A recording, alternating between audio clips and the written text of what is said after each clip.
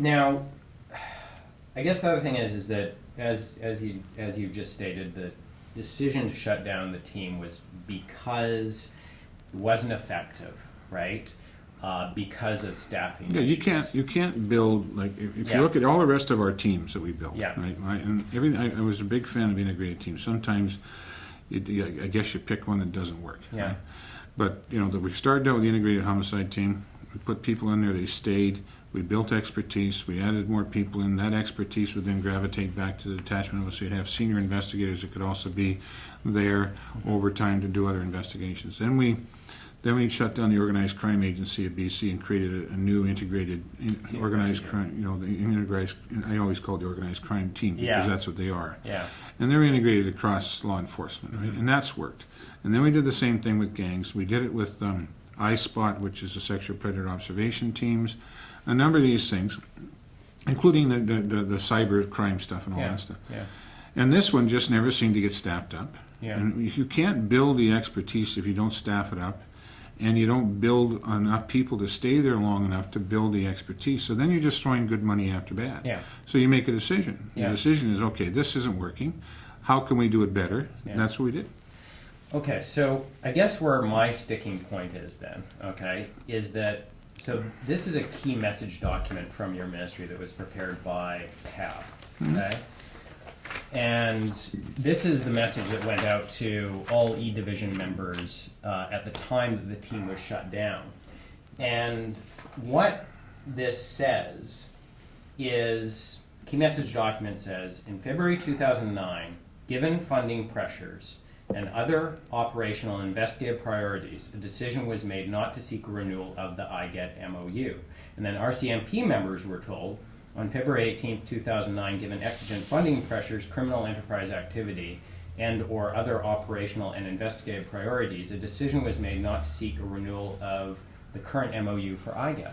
So none of that mentions anything Well, about a staffing decision. This is an E-Division broadcast, and Yeah. I don't tell E-Division how to do their communications, right? But this is a key message document from your ministry, though, Yeah, but right? basically all it says is talks about, I know, but the reality, I'm just telling you what the reality of the decision from my perspective was. Yeah. I've told you that time and time again. It No, hasn't I know. changed, right? I know, but You what know? I'm trying to do is I'm trying to understand, given the documentation that I have, right? I mean, you can see it from my perspective, No, right? I actually can't, because I don't know why you can't understand that I had a team that wasn't working, it was costing taxpayers money. I decided to do it differently to get better results. So when I make that decision, on the advice of my people, I make the decision. In the meantime, when all of that sort of thing's going on, it doesn't matter what file you have in government. There's people writing emails back and forth, formulating opinions and passing opinions and messaging. Yeah. But the reality is, at the end of the day, you make a decision. And when the decision is made, the decision is made. And so you can have all kinds of other pieces of things that are out there, right? But the reality is as I describe it. And Yeah. I haven't changed my message with you No, I once. know, And I know. I won't change it now. And I know you've yeah. been very consistent with Yeah. that, right?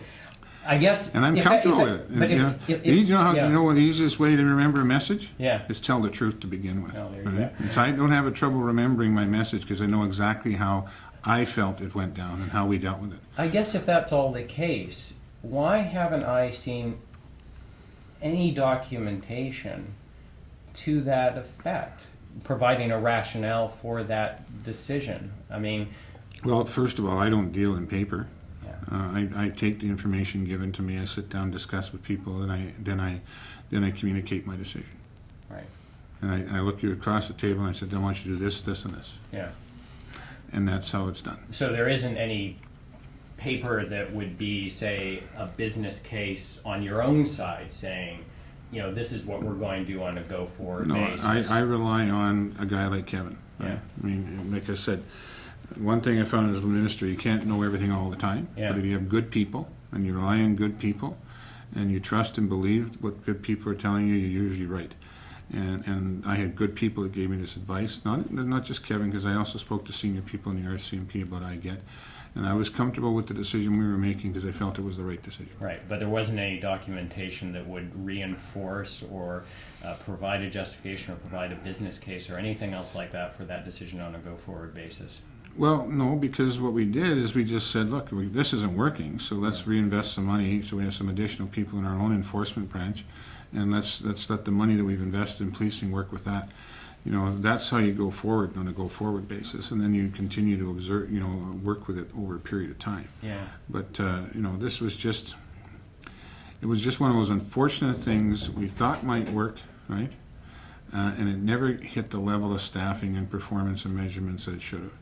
And so you don't continue to just feed it and say, let's do this, when you can go and have a look at it from a different perspective, and that's what we did.